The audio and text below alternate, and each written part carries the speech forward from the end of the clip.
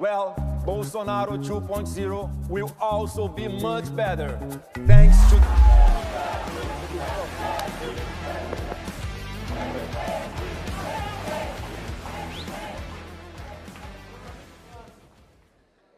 Hello, everybody. Great honor to be here. Ladies and gentlemen, I know many of you are looking at me right now and thinking you recognize me from somewhere. You are probably thinking of my father, former president of Brazil, Jair Bolsonaro.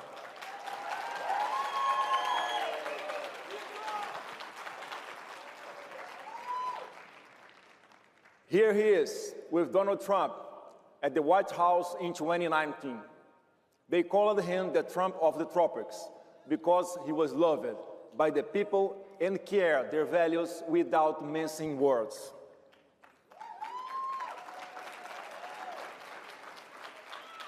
Here, he's speaking from this very stage at CPAC 2023, when many of you gave him a standing ovation.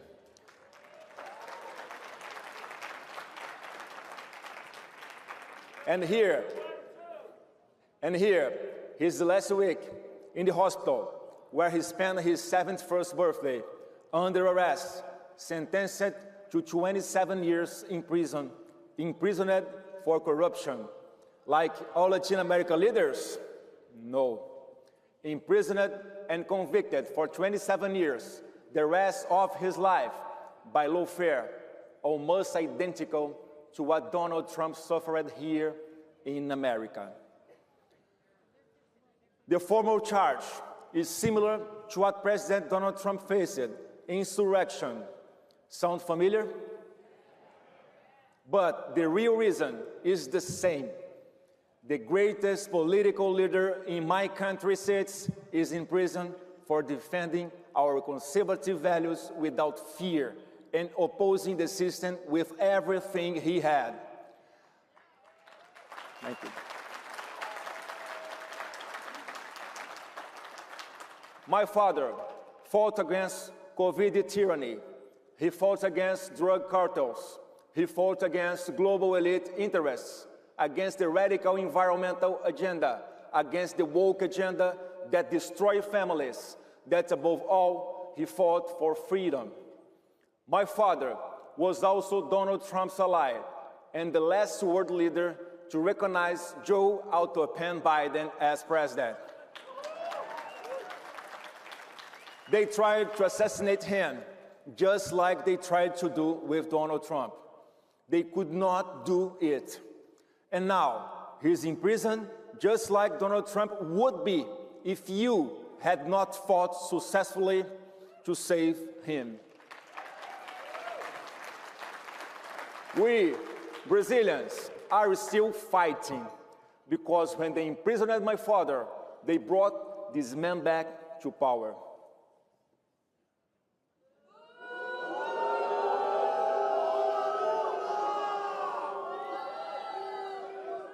The same people who imprisoned my father took this man, socialist ex-president Lula da Silva, convicted multiple times for corruption, out of prison and put him back in the presidency.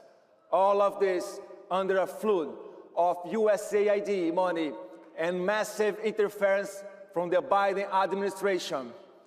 The result? Brazil is living another devastating economic crisis, a public security crisis with huge expansion of narco-terrorist cartels and multiple corruption scandals involving even Lula's own family members. But maybe you are thinking, why should we care? This is Brazil's problem. Let me explain exactly why this matters to America and to the world. First, we don't think you fully understand the scale of what we are talking about. Brazil is larger in territory than the continental United States. We have 220 million people in a nation that is 90% Christian. We represent more than half of all South America in territory, population, and GDP. With all respect to our neighbors, just one Brazilian state has a larger economy than the second largest economy in the region. We control the world's largest freshwater reserves, vast agricultural lands that feed the world, and energy resource that could power continents. Even our neighbors know that our region cannot prosper if Brazil fails. Any Latin American policy that does not take Brazil into account is doomed to failure. But here's what should really get your attention. Brazil is going to be the battleground where the future of the hemisphere will be fought, because Brazil is America's solution to break independence on China for critical minerals, especially rare earth elements.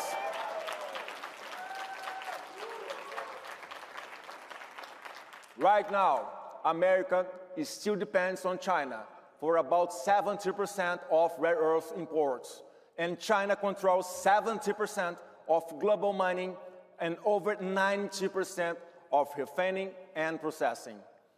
Why does it matter? These rare earths are essential for computer processors and EA revolution that's transforming our world and the American defense equipment. Without these components, American technological innovation becomes impossible, and the production of the advanced military system that maintain American superiority falls into the hands of adversaries. Without them, America's technological revolution stalls and national security becomes vulnerable. And when America becomes vulnerable, the entire free world becomes vulnerable. So how has Brazil's relationship with the United States been since the man that Joe Biden and the American deep state worked so hard to bring to power to control? Lula and his party are openly anti-American. He speaks publicly about undermining the dollar as the global currency. He has aligned Brazil with China on a massive scale. He has opposite American interests on every single item of foreign policy, publicly criticizing President Trump's actions on Venezuela, Iran, Cuba, and the fight against drug trafficking. Most shocking of all, he has used heavy lobbying with certain US advisors to prevent Brazil's two largest drug cartels from being classified as terrorist organizations. Yes, even according to a New York Times article published yesterday, the president of my country lobbies America to protect terrorist organizations that oppress my people, launder money, and export drugs and weapons to the United States and to the world. And just 2 weeks ago, as proof of how bad things have gotten, Brazil under Lula canceled the visa of Dr. Darren Beatty, senior advisor of Brazil policy at the US State Department, the highest American diplomatic position for dealing with Brazil. Something unprecedented in our history. All because Dr. Beatty asked to visit my father in prison and evaluate his conditions. Yes, Brazil is now expelling American diplomats. Now, I understand President Trump is very busy making America great again and must maintain institutional relationships with leaders of every country, regardless of his personal preferences. And I know that sometimes, when surrounded by advisors with their own interests, the pictures gets blurred. But I'm confident that the greatest deal maker in history can easily see who Brazil's real allies are. But let me share the good news. I told you, we are still fighting. And at the end of this last year, my father gave me the greatest mission of my life, to run for president in his place in October 2026 elections.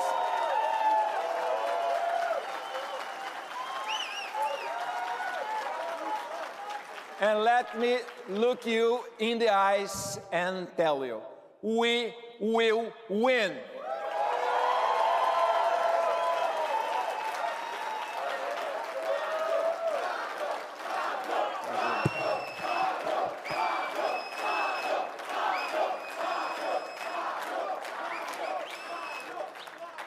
I'm leading the polls across the country.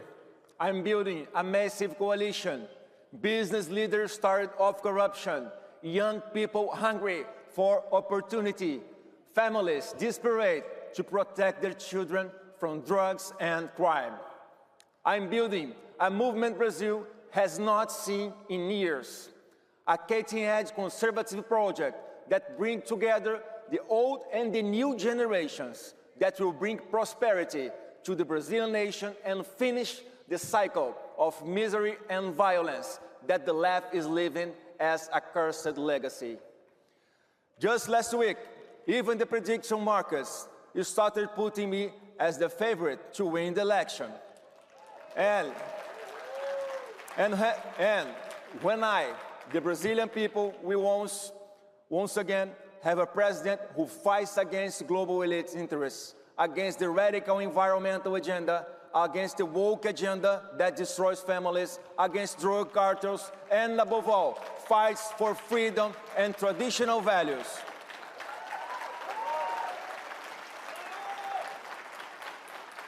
A president who proclaims without fear that Jesus Christ is our Lord.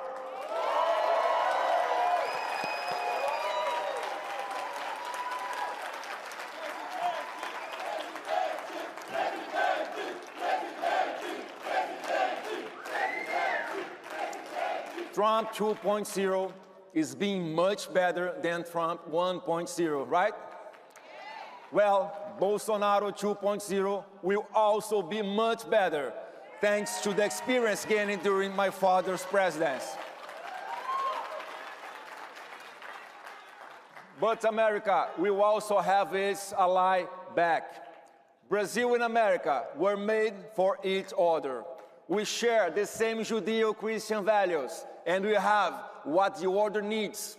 America needs secure supply chains for critical materials, a reliable partner in the hemisphere, and a massive market for American goods and services. And Brazil needs three things: help fighting transnational drug cartels, investments, and technology. There is no nation in the world that can help us with this better than the United States. And we are aligned. No one can stop us. This is the fork in the road that America faces. Either you have the most powerful ally in the hemisphere, or an antagonist that allies with America's adversaries and makes any American policy for the region impossible. So, some of you are asking how you can help. I will ask you directly.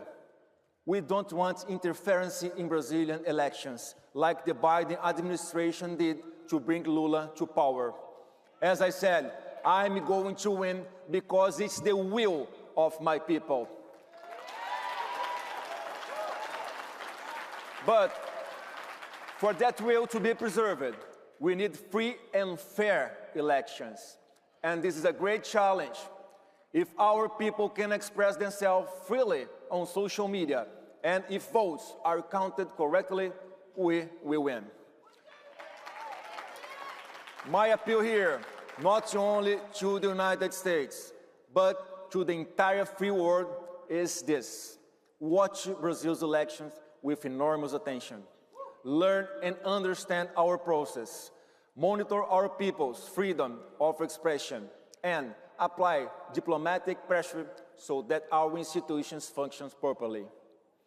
Instead of the Biden administration interfering in our elections to install a socialist who hates America, applying diplomatic pressure for free and fair elections based on values of American origin. That's a good chance of foreign policy for the region, right? My father sits in prison tonight for the same beliefs you hold, but his sacrifice will not be in vain. Next year, when I return to this stage as President of Brazil, we won't just be celebrating another election victory. We will be celebrating the birth of the strongest conservative alliance in Western Hemisphere history.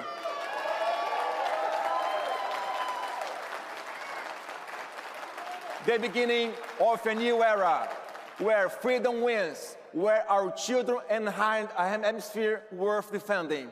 God bless America. God bless Brazil. Thank you so much. Obrigado.